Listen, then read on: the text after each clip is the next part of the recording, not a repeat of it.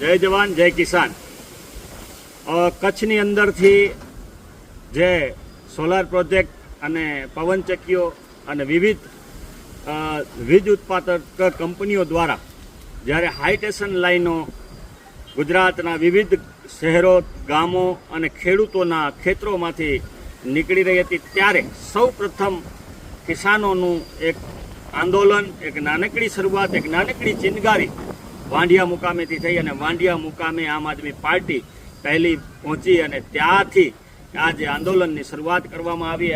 કિસાનોને support કરવા માટે જ્યારે આમ આદમી પાર્ટી આગળ આવી અને એના પછી કિસાન મહાપંચાયત પણ કટારિયા મુકામે યોજવામાં આવી, જ્યાં ઈસુદાનભાઈ ગઢવી, ગોપાલ ઇટાલિયા, હેમંત ખવા આ તમામ પ્રદેશના અમારા નેતૃત્વની દ્વારા એક જાહેરાત પણ કરવામાં આવી કે 400થી વધુ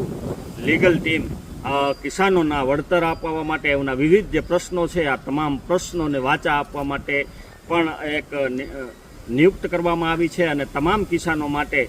નિઃશુલ્ક રીતે આ લીગલ સેલ જે છે કામ કરશે. ત્યારે અત્યારે આ આંદોલનને, આખા આંદોલનને, કિસાનોના આંદોલનને મૂળભૂત જે એના મુદ્દાઓ છે એને ગેરમાર્ગે ભટકાવવા માટે જ્યારે કોંગ્રેસે આખી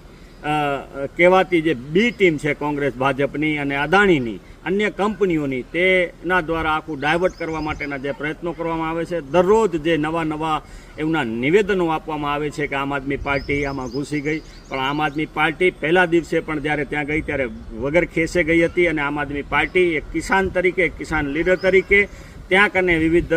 સભાઓ કરવામાં આવી. કિસાનોના જે પણ મૂળભૂત પ્રશ્નો હતા એને વાચા આપવા માટે અમે આગળ વધ્યા હતા અને એ જ રીતે અત્યારે પણ જે મોરબી અને જેતપુરથી કિસાન આંદોલન રૂપે જે ગાંધીનગરની જે કૂચ થઈ રહી છે, તે કૂચના પણ અમારા આમ આદમી પાર્ટીના જ લીડર અને નેતાઓ દ્વારા પણ નેતૃત્વ લેવામાં આવ્યું હતું. કિસાનોની સાથે ખંભે ખંભો મિલાવી અને એવને વળતર અપાવવા માટે, એમની રજૂઆતો